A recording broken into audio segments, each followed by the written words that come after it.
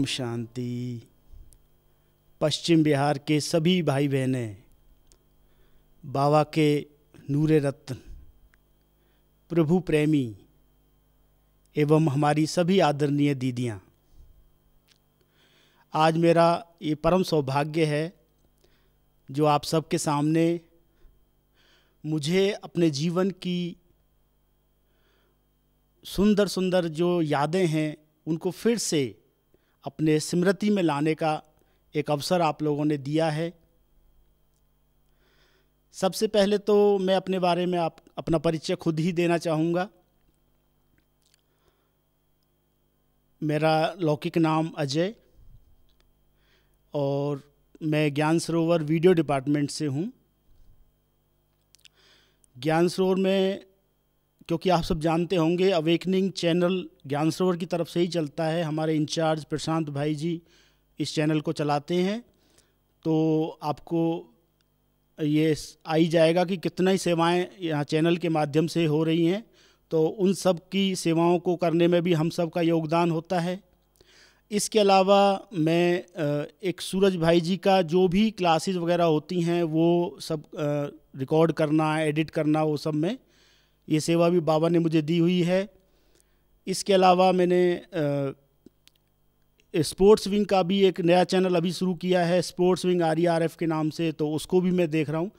तो इस तरह से करीब 3 चैनल यूट्यूब में जो मैं देखता हूँ, और साथ में भाई जी का जो मुरली चिंतन आप सब पीस ऑफ माइंड में भी देखते होंगे, उसका भी कारोबार यहाँ ज्ञान सरोवर से ही हम लोग करते हैं।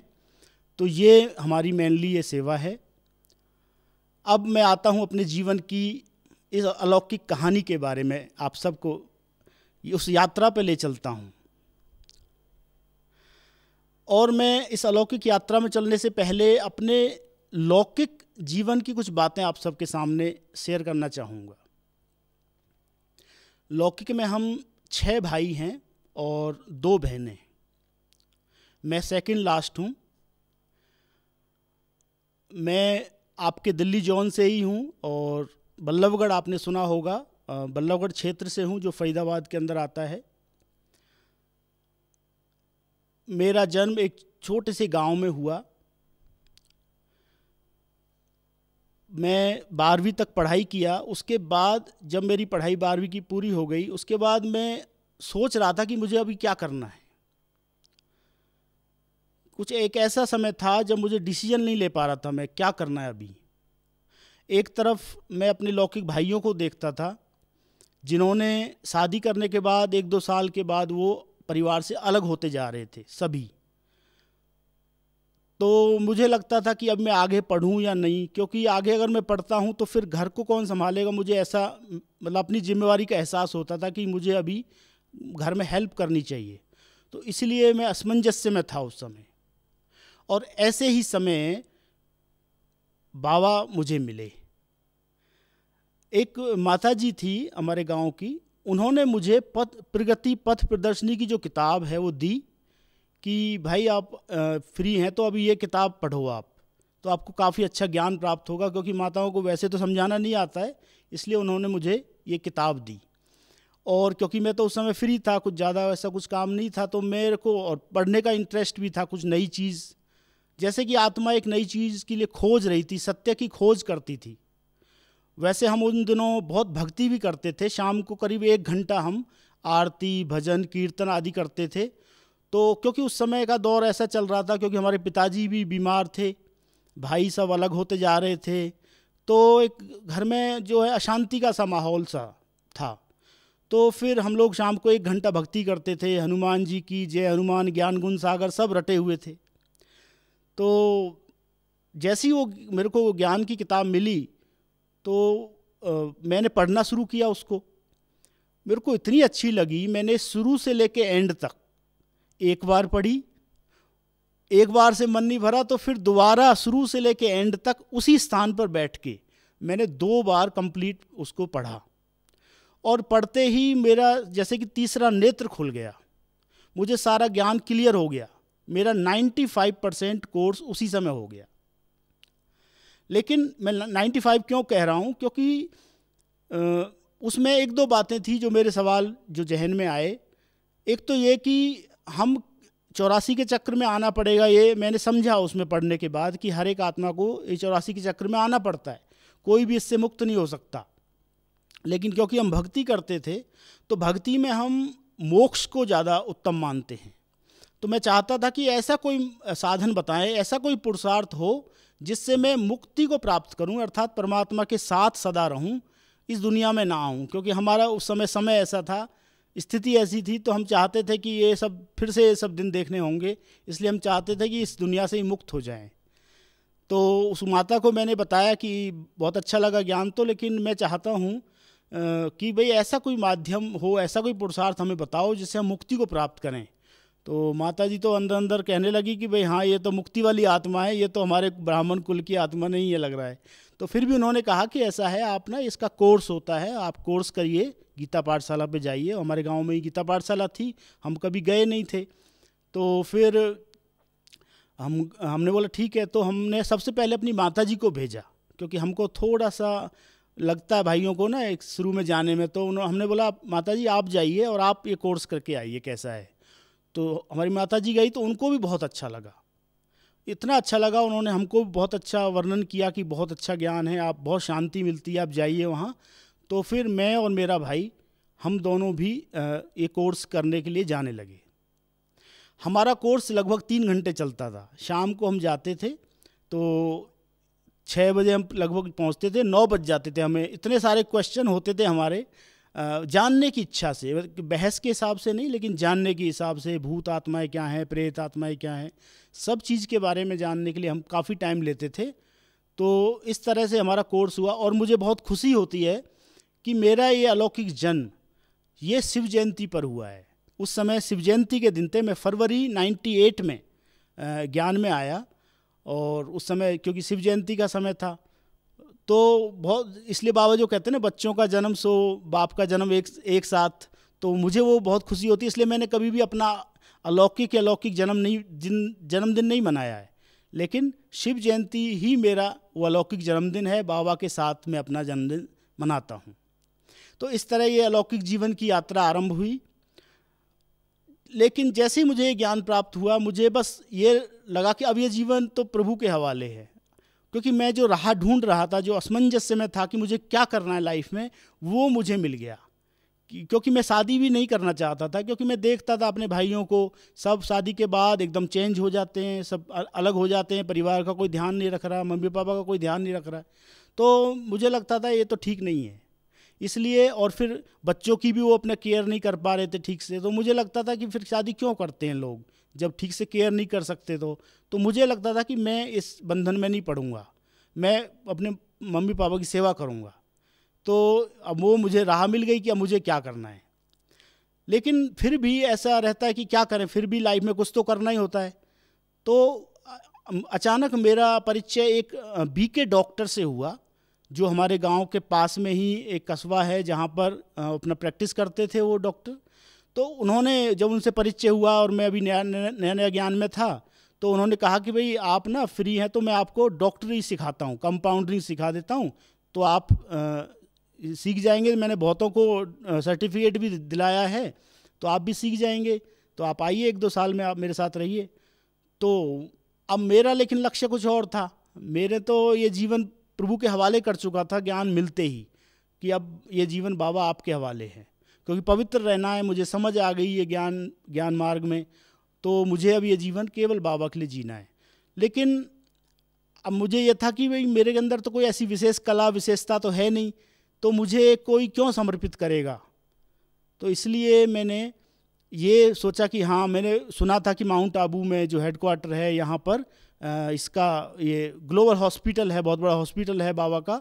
तो मैंने सोचा कि वहाँ पर मुझे ये सेवा का चांस मिल सकता है यदि मैंने ये सीख लिया तो इस रीति में उनके पास चला गया सीखने के लिए कि ठीक है डॉक्टर साहब, मेरे को सिखाइए, मैं सीखूँगा।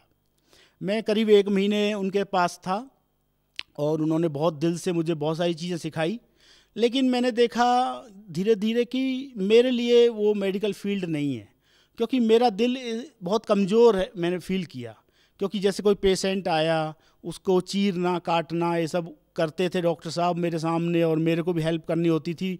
तो मेरे को बिल्कुल भी पसंद नहीं आता था, मतलब वो अंदर से मैं घबरा जाता था। तो मैंने देखा कि नहीं, मैं नहीं कर पाऊँगा ये। तो फिर 1 महीने के बाद मैंने डॉक्टर साहब को कहा कि भाई मैं ये नहीं कर पाऊँगा। उसी दौरान एक हंसी का वाक़या बता देता हूँ।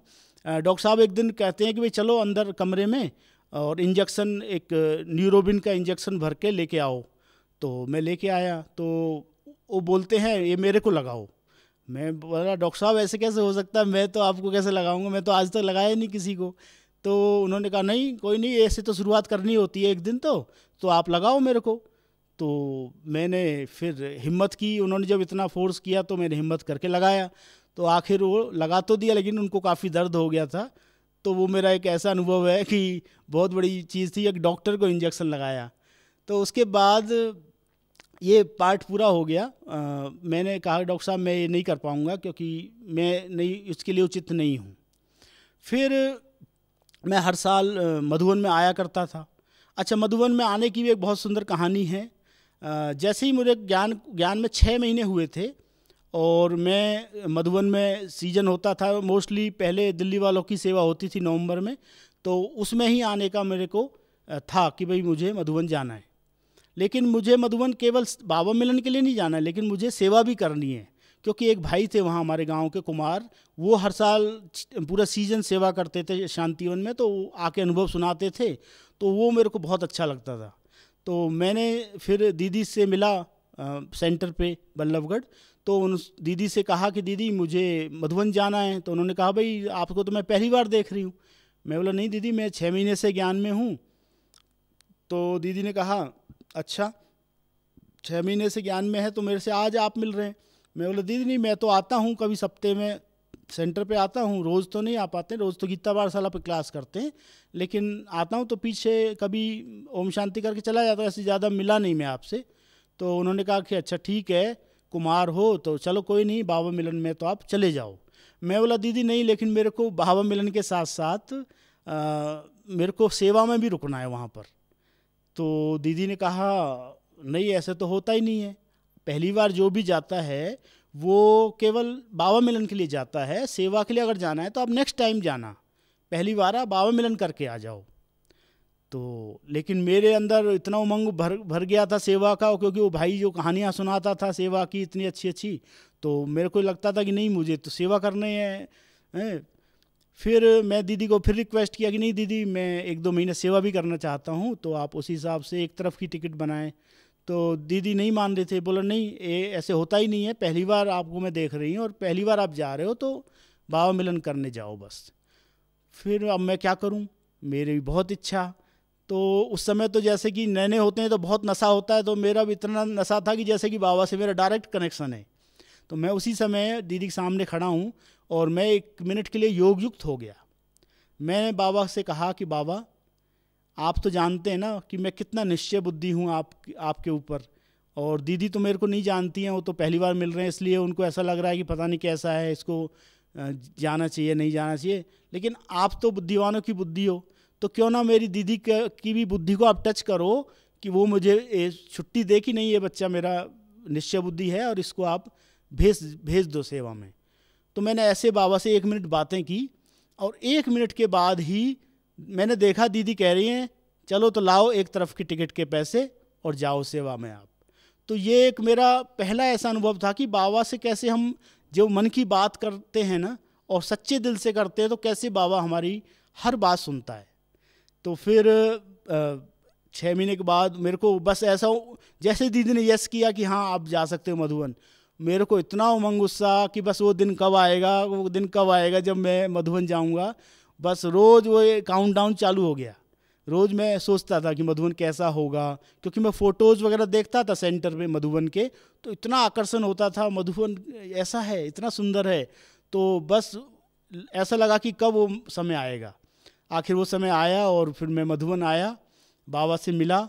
और बाबा से मिलने का मेरा सबसे पहला अनुभव ये रहा कि बाबा ने कहा था कि जो पहली बार जो आए हैं वो खड़े हो जाओ। तो मैं पहली बार गया था तो मेरे को बड़ा खुशी हुई, अरे वाह बाबा तो मैं पहली बार आया हूँ तो मेरे को भी खड़ा करके याद कर रहे हैं।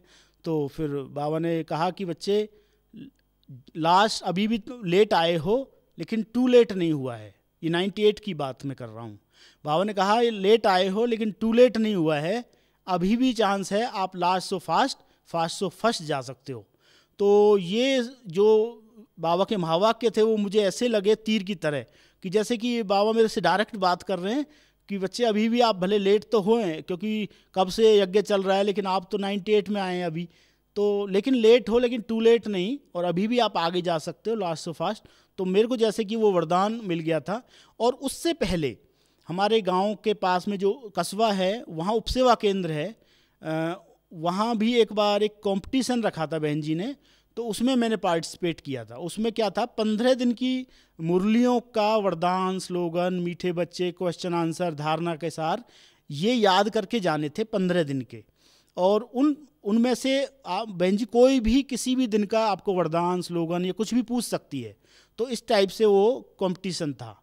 तो मैं तो नया नया था, मेरे को 4 ही महीने हुए होंगे ज्ञान में, तो मैं भी उसमें गया। तो पहली बार बहन जी से भी मिला, वो भाई के साथ ही। तो बहन जी ने कहा कि ठीक है आप भी पार्टिसिपेट करिए, कोई नहीं, अच्छी बात है। तो उसमें क्या होता था, एक चिटकी देती थी बहन जी स्टेज पे बिठा के, और फिर उस समय ही जवाब देना होता था। तो ऐसे 3 राउंड किए बहन जी ने, और मैं तीसरे राउंड तक मेरा तीनों मतलब कंप्लीट हो गए, तीनों ठीक जवाब निकले। और इसलिए और सबके थोड़े कहीं कहीं कमी थी, इसलिए बहन जी ने मुझे ही फर्स्ट घोषित किया। और मैं तो एकदम नया बाबा का बच्चा, 4 महीने ज्ञान में हुए हैं, और उसमें 20-20 साल के ज्ञान में जो चलने वाले भाई बहनें भी थे। तो मेरे को तो बड़ा नशा चढ़ गया उस दिन की, वाह मैं तो फर्स्ट आ गया आज। तो दीदी ने फिर मेरे को स्टेज पे बिठाया, अपना परिचय देने के लिए कहा। तो अब मैं 4 मास का बच्चा, मैंने कैसे परिचय दिया आपको बताऊं। मैंने कहा देखिए मेरा नाम आत्मा है, और आप सब जानते हैं, और आप भी सब आत्मा हैं, आप भी परमधाम के रहने वाले, मेरा भी गांव वही है। तो इस टाइप से मेरा इतना नशा था। फिर दीदी ने मुझे सौगात भी दी, एक पेन और डायरी, और वरदान भी दिया कि ये बाबा का बच्चा लास्ट सो फास्ट आत्मा है। तो जैसे ही मैंने बाबा के वो महावाक्य जब सुने, तो मुझे तुरंत दीदी के भी वो महावाक्य याद आ गए कि दीदी ने भी जो कहा था कि आप लास्ट सो फास्ट आत्मा हैं। तो मुझे लगा कि हाँ ये तो मैं अभी आगे जा सकता हूँ, मुझे तीव्र पुरुषार्थ करना है, और बस बाबा के लिए ही ये जीवन है। बस दृढ़ संकल्प कर लिया, और मैं करीब 2 मास वहाँ पर सेवा की, शुरू में अनाज डिपार्टमेंट में। फिर मैं ऐसे ही हर साल सेवा में जाता रहा, और शांति उनमें सेवा करता था, क्योंकि हमारे पिताजी काफ़ी बीमार थे, और मुझे लगता था कि समर्पित होने के लिए मुझे कुछ पता नहीं था कैसे होना होता है, मतलब किस डिपार्टमेंट में होना, मुझे कुछ भी आइडिया नहीं था।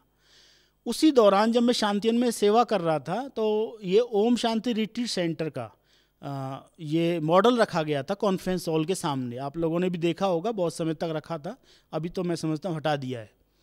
तो वो मॉडल जब देखा, और वो मैं उस समय वहीं पर था, मेरे सामने ही बड़ी दादी जी थे। उन्होंने कहा कि अभी देखिए दिल्ली को 2 लड्डू मिले हैं, सोनीपत और ये गुड़गांव में, तो ये बड़े स्थान हैं, तो इसमें मतलब बहुत सेवाएं भी होने वाली हैं। तो मेरे को और भी लोग कहने लगे कि भाई आप तो दिल्ली के हो, तो क्यों ना आप यहाँ पर ही समर्पित हो जाओ ओम शांति रिट्रीट सेंटर में, तो आपके लिए अच्छा रहेगा। मेरे को भी लगा कि हाँ समर्पित तो होना ही है, ये भी बाबा का घर है, वहाँ भी सेवा करना है, तो मधुबन की वजह मैं यहाँ हो जाता हूँ। तो फिर मैंने डिसाइड किया कि मैं यहाँ पर ही समर्पित हो जाऊँगा बनने के बाद। तो जब वो बनकर पूरा हुआ, तो हमारी बहन जी से हम मिलने गए। एक्चुअली एक भाई है हमारे जो ORC में है अभी भी हमारे सेंटर के, वो उन्होंने कहा भाई मेरे को भी समर्पित होना है, कुमार हैं, तो आप ना दीदी के पास चलोगे मेरे साथ, तो थोड़ा सा बात करेंगे दीदी से समर्पित होने के लिए। मैं बोला ठीक है चलता हूँ। तो फिर हम दोनों भाई गए दीदी से मिलने, और दीदी को कहा कि भाई दीदी ये भाई समर्पित होना चाहता है ORC में। तो दीदी ने कहा बहुत अच्छी बात है, खुशी की बात है, आप ऐसा ऑफ़र करते हैं सामने से तो बहुत अच्छी बात है। और हमको 2 लोगों के लिए ऑफ़र मिली है कि 2 लोग आप समर्पित कर सकते हैं दिल्ली जोन से, अपने सेंटर से।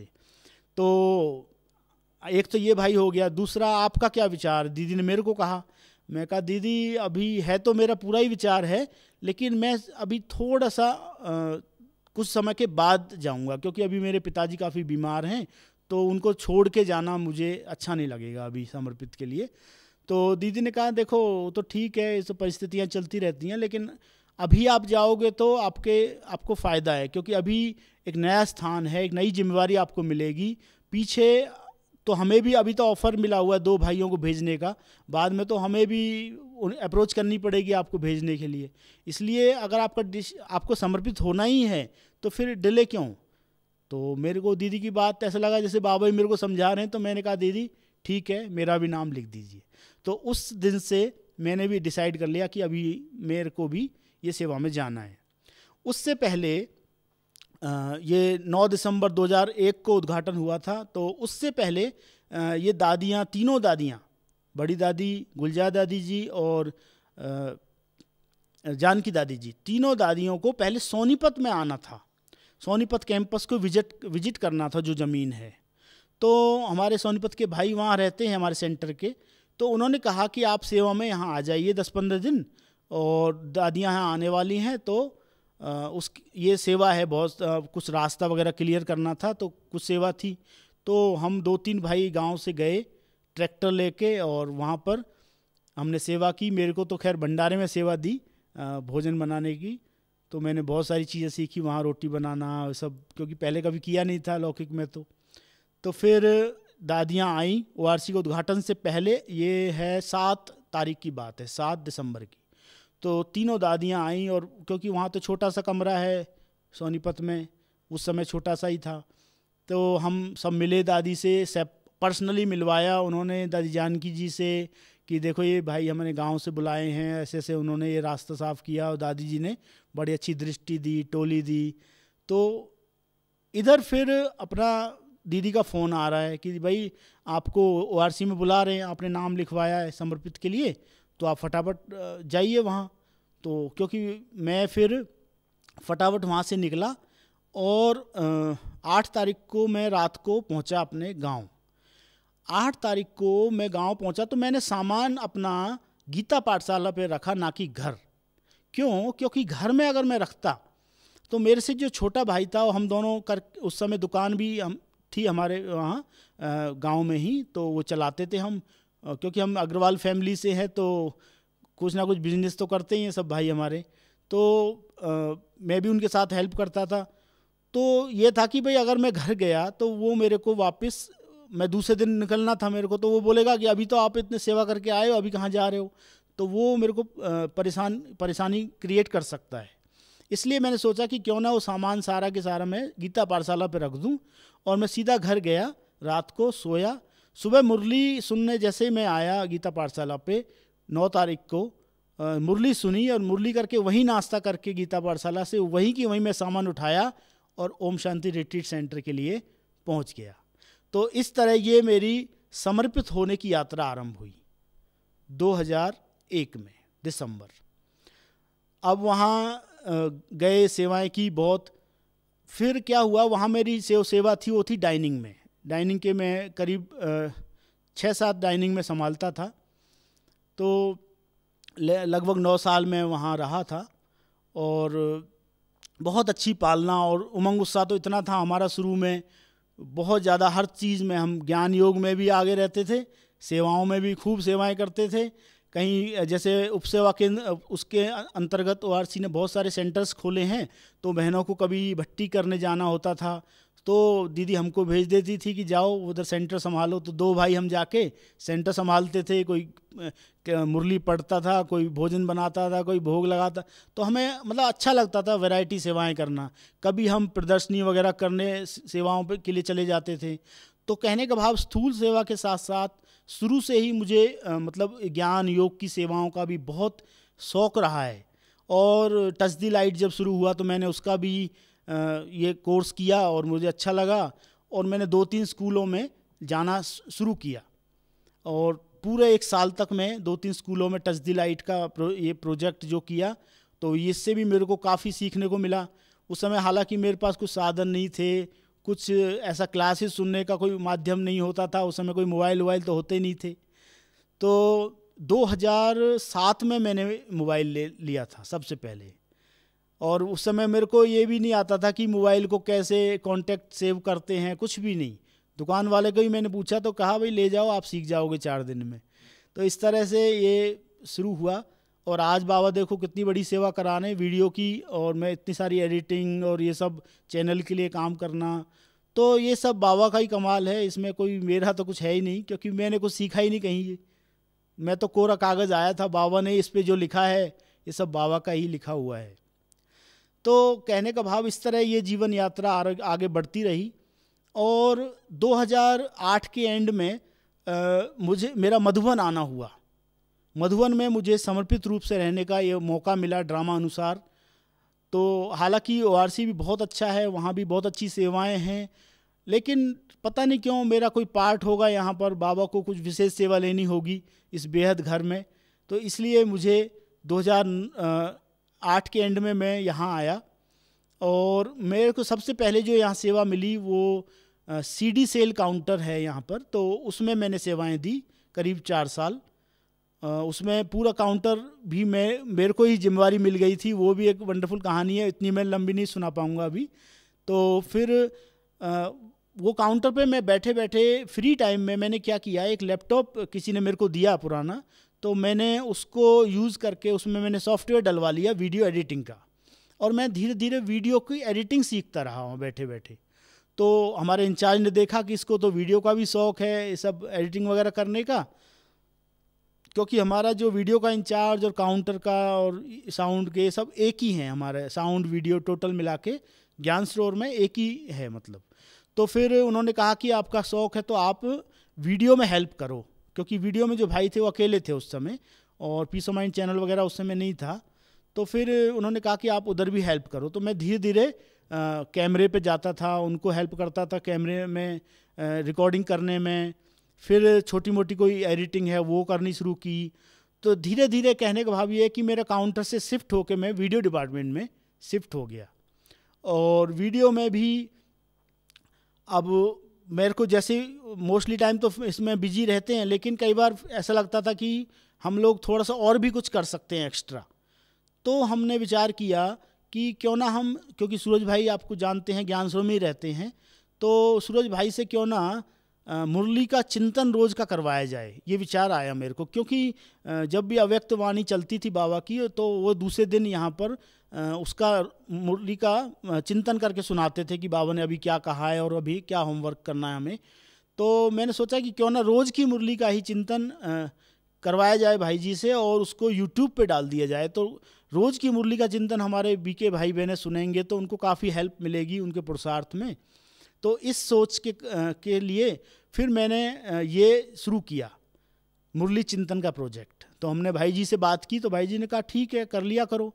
तो उस समय हमारे पास कोई एक्स्ट्रा कैमरा तो नहीं था, तो हम लोग अपने मोबाइल से ही उनके रूम में जाके रिकॉर्डिंग करते थे। शुरू में सबसे शुरू में हमने मोबाइल से शुरुआत की, तो मोबाइल से रिकॉर्ड करते थे, फिर यूट्यूब पे डालते थे। तो करीब 1-2 महीने हमने ऐसे किया। उसके बाद भाई जी दिल्ली गए थे, किसी भट्टी कराने के हिसाब से गए होंगे, तो वहाँ पर रवि भाई जो अपने पीस ऑफ माइंड चैनल वाले हैं, तो वो मिले होंगे। तो उन्होंने कहा कि सूरज भाई जी मैंने आपका वो मुरली चिंतन देखा यूट्यूब में, तो काफ़ी अच्छा है, तो इसको आप हमें पीस ऑफ माइंड पे भेजो, तो हम इसको चैनल पे दिखाएंगे। तो भाई जी ने बोला ठीक है, भाइयों को मैं बता दूंगा। तो फिर भाई जी आए, तो उन्होंने मेरे को कहा कि भाई ऐसा ऐसा है, रवि भाई मिला था, उन्होंने कहा कि ये चैनल पे भेजो, तो हम चैनल पे दिखाएंगे। तो बहुत अच्छी चीज़ है सब भाई बहनों के लिए। तो हमें बहुत खुशी हुई कि बहुत अच्छी बात है, अभी तो 2-4 हज़ार देख रहे हैं यूट्यूब में, उसमें लाखों लोग देखेंगे, लेकिन हम तो अभी मोबाइल से रिकॉर्डिंग कर रहे हैं। तो हमने सोचा कि फिर हमें एक छोटा कैमरा एक लेना होगा। तो फिर हमने वो कैमरा लिया, एक प्रॉपर, फिर थोड़ा सा क्वालिटी इन्हांस की, और फिर हमने चैनल पे भेजना प्रारंभ किया। ये करीब अभी 3 साल हो जाएंगे मुरली चिंतन को। सितंबर में हम लोग 3 साल से लगातार सेवाएं दे रहे हैं, और आप सब देख रहे होंगे। और हमने इसके अलावा बहुत सारे शोज भी भाई जी के बनाए हैं, जैसे आपने जो पीस ऑफ माइंड पे आए हैं, जैसे श्रेष्ठ विचार सुखी जीवन का आधार, जिसके 25 एपिसोड हैं जो यूट्यूब पे भी पड़े हुए हैं। भाई जी का हमने जो चैनल बनाया है जिसका नाम है BK सूरज, और जो एक चैनल है जिसमें मैं अपनी क्रिएटिविटी डालता हूँ, या ज्ञान सरोवर का जो भी प्रोग्राम वगैरह होते हैं उसका है BK स्पिरिचुअल वीडियोज़।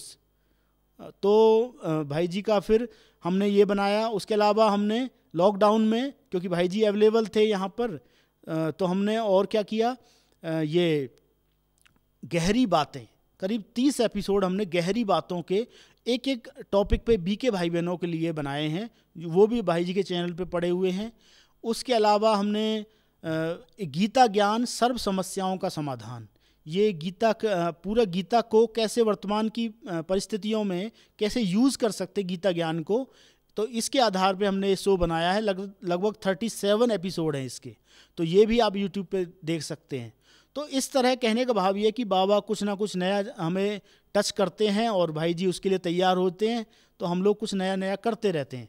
क्योंकि मेरी मान्यता ये है कि हम केवल जो सेवा मिली है केवल उतना ही करें तो उसमें सेटिस्फेक्शन नहीं होता, कुछ हम एक्स्ट्रा करें, कुछ अपना एक्स्ट्रा हम समय दें बाबा की सेवाओं के लिए, भाई बहनों को कुछ फ़ायदा हो उससे, तो हमें बहुत दुआएं प्राप्त होती हैं।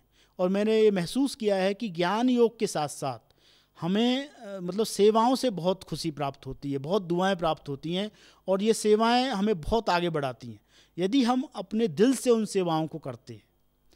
तो इस तरह से ये जीवन हमारा जो यात्रा है आगे बढ़ती जा रही है, और बाबा नित नए रोज़ सेवाएं कराते रहते हैं। मैं कुछ समय से स्पोर्ट्स विंग से भी जुड़ा हूं, क्योंकि स्पोर्ट्स विंग के जो भाई हैं जगबीर भाई जी जो कोऑर्डिनेटर हैं, उनके वो हमारे सेंटर से ही हैं, तो वो काफ़ी मुझे सेवाओं में इन्वॉल्व करते रहते हैं। तो अभी उन्होंने यूट्यूब चैनल भी बनाया है स्पोर्ट्स विंग RERF के नाम से, और उसमें भी मैं उसमें कुछ एडिटिंग करना है उनको हेल्प करता हूँ। तो और उन्होंने एक बार क्या किया था, पिछले साल की बात है, भोपाल में एक बहुत बड़ा प्रोग्राम हुआ था। ये था सर्व धर्मों के सहयोग, सर्व वर्गों के सहयोग से सुखमय संसार या विश्व को, भारत को विश्व गुरु बनाना, ये था उसका टाइटल। तो उसके अंतर्गत सब विंग वालों को उन्होंने बुलाया था वहाँ पर। तो जगबीर भाई जी ने कहा कि भाई आप भी चलो, एज ए फैकल्टी हमें चाहिए, 4 लोग हमें चाहिए कम से कम, तो आप भी चलो। मैंने कहा भाई जी मैं तो कभी गया नहीं इस तरह से फैकल्टी के रूप में, तो उन्होंने कहा नहीं कोई बात नहीं, आप कर सकते हो, मुझे पता है, तो आप चलिए मेरे साथ। तो हम गए, पहली बार मैं इस तरह से कई सेवाओं में बाहर गया, और अब मुझे इतना कुछ आइडिया तो नहीं था कि मुझे क्या बोलना है, कैसे लोग होंगे, क्या होगा। लेकिन मेरी एक विशेषता रही है कि मैं कोई भी इस तरह की जो चांस होता है, इस तरह की जो सेवा होती है, उसमें हाँ कर देता हूँ। और हाँ करने से, और फिर बाबा की मदद तो है ही है, ये मुझे निश्चय है। जैसे अंगद के लिए कहते हैं ना, उसने पैर जमाया, बस बाकी वो राम जाने उसकी सीता है ना, तो भगवान रक्षा करता है, तो वही अपना हाल है। तो हम भी अपना हिम्मत का कदम आगे बढ़ा देते हैं, और फिर बाबा मदद करते हैं। तो वहाँ मैं गया, तो वहाँ पर मेरे को करीब 7 जगह क्लास कराने का मौका मिला, जिसमें काफ़ी मतलब VIP सेवाएं हुई। जैसे कि CRPF का हेडक्वार्टर है भोपाल में, उसमें मेरे को अपना प्रेजेंटेशन देने का मौका मिला। उसके अलावा शाजापुर एक स्थान है, वहाँ पर वकीलों का एसोसिएशन है, उनके बीच में मेरे को प्रवचन देने का मौका मिला। 3 कॉलेज में जाके, लॉ कॉलेज था, ऐसे अलग अलग सेवाएं मतलब करने का मौका मिला। तो ये इससे मेरे को लगा कि मैं कई बार सोचता था कि मैं तो इतना बहुत ज़्यादा पढ़ा नहीं हूँ, बहुत ज़्यादा सीनियर नहीं हूँ, तो मैं कैसे कराऊँगा। लेकिन वो सब सेवाएं की, तो मुझे लगा कि नहीं, इसमें कोई सीनियर जूनियर की बात नहीं है, इसमें कोई बहुत ज़्यादा पढ़े लिखे की बात नहीं है, इसमें स्थिति की बात है। यदि मेरी स्थिति पावरफुल है तो मैं जा सकता हूँ, मैं कर सकता हूँ, और बाबा चाहते हैं तो मैं ज़रूर कर सकता हूँ। तो कहने का भाव ये है कि मैं अपने जीवन में हर फील्ड में, चाहे ज्ञान हो, चाहे योग हो, चाहे सेवा हो, चाहे धारणाएं हो, तो इन चारों को लेके चलता हूँ। क्योंकि मेरी मान्यता ये है कि आगे बढ़ना मतलब केवल योग में आगे बढ़ना नहीं, केवल ज्ञान में आगे बढ़ना नहीं, लेकिन आगे बढ़ना मतलब चारों ही सब्जेक्ट में हमें आगे बढ़ना है। केवल एक सब्जेक्ट में आगे बढ़ने से हम पास विद ऑनर नहीं बन सकते, हमें चारों ही सब्जेक्ट में आगे बढ़ना होगा। तो इस तरह अपना दिनचर्या की जो बाबा ने बनाई हुई है, उसमें अपना ध्यान रखते हैं, अमृत वेला कैसे भी करके हमारा मिस ना हो। हालांकि कई बार सेवाएं हमारी लेट तक होती हैं, अभी तो कॉन्फ्रेंस नहीं है, लेकिन जब कॉन्फ्रेंस चलती हैं तो 11-11 बजे तक कल्चरल प्रोग्राम चलते हैं, तो उसके बाद रेस्ट करना, तो काफ़ी सुबह उठना, मेहनत भी लगती है। लेकिन फिर भी हम कैसे भी करके मेहनत मतलब करके हमें उठते ही हैं कि भाई नहीं, अमृत वेला बाबा का नियम है, ये मिस नहीं होना चाहिए। तो इस तरह से फिर मुरली तो मेरा ये सौभाग्य है कि मिस हो ही नहीं सकती, क्योंकि हमारी सेवा ही है मुरली रिकॉर्डिंग करने की। और मेरा परम सौभाग्य ये भी है कि मैं सबसे आगे बैठता हूँ, क्योंकि हमारी सीट फिक्स है वीडियो वालों की। हमारा सोफे पे और कोई नहीं बैठ सकता, हम लोग ही बैठते हैं, तो इसलिए सबसे आगे बैठने का सौभाग्य है। और दूसरी बात, जहाँ पर हम बैठते हैं उसके नेक्स्ट में ही बहनों की लाइन शुरू होती है, जिसमें बड़ी दीदियाँ सबसे आगे जो बैठती हैं। तो हम लोग जब विदेशी सीजन होता है तो यहाँ पर सारी बड़ी दीदियाँ होती हैं विदेश की, जैसे जयंती दीदी, सुदेश दीदी हैं, निर्मला दीदी हैं, तो संतोष दीदी हैं। तो ये सब बहनें हमारे बाजू में ही बैठती हैं, क्योंकि सबसे पहले जहाँ उनका हमारा सोफ़ा पूरा होता है उसके बाद ही दीदियों का सोफ़ा शुरू होता है। तो मैं बैठे बैठे अपने अंदर अंदर ये नशा, मतलब खुशी पैदा होती है कि वाह कितना सौभाग्य है कि देखिए मैं इतनी महान आत्माओं के साथ बैठने का सौभाग्य मिला है।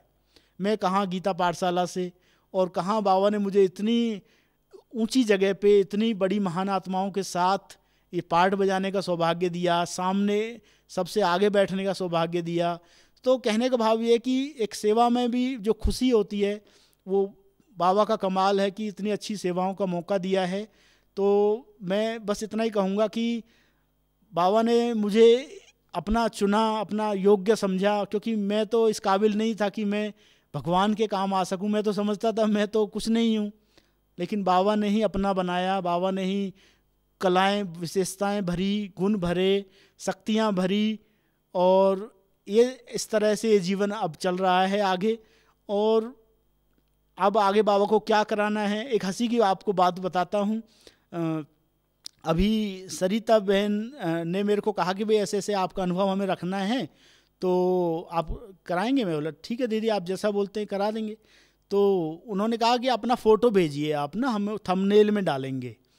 तो मैं कहा अच्छा। मैंने देखा तो मेरे मोबाइल में कोई मेरा फ़ोटो ही नहीं था।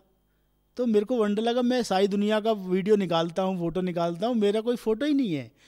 तो एक दो थे, लेकिन वो ठीक नहीं थे, भेजने लायक नहीं थे, सेल्फी जैसे थे। तो फिर मेरे को याद आया कि मेरे गूगल ड्राइव में कोई एक दो फ़ोटो बहुत साल पुराने रखे हुए हैं। तो फिर मैंने वो बाद में उसमें से डाउनलोड करके गूगल ड्राइव से वो 2 फ़ोटो मैंने फिर दीदी को भेजे कि इनमें से आप देख लीजिए। तो कहने का भाव ये है कि अभी तक मेरा जो ध्यान है वो केवल और केवल सेवा की तरफ है। मैंने कभी भी अपने लिए कुछ इस तरह से ध्यान ही नहीं रखा कि मुझे अपने लिए भी कभी कोई ऐसा मांगेगा फ़ोटो, या मेरा भी कोई क्लास रखेगा, ऐसा कभी सोचा नहीं ज़्यादा। लेकिन बाबा चाहते हैं तो मैं उसके लिए तैयार रहता हूँ।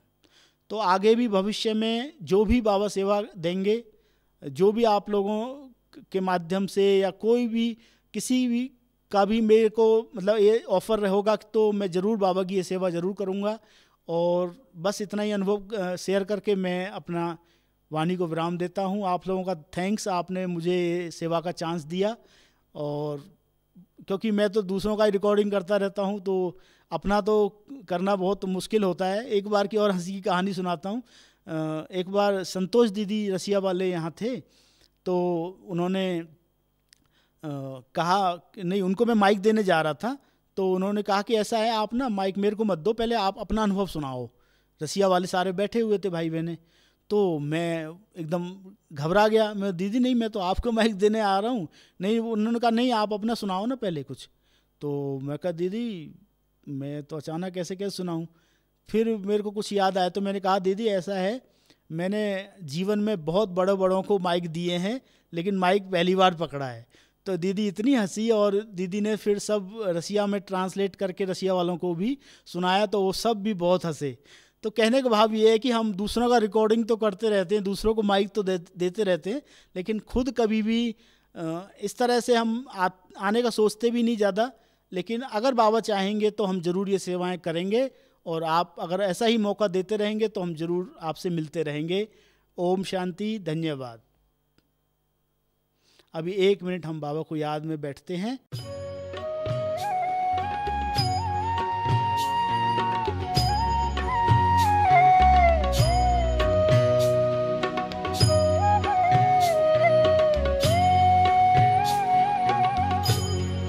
तुम्हारे साथ का अनुभव बड़ा निराला है।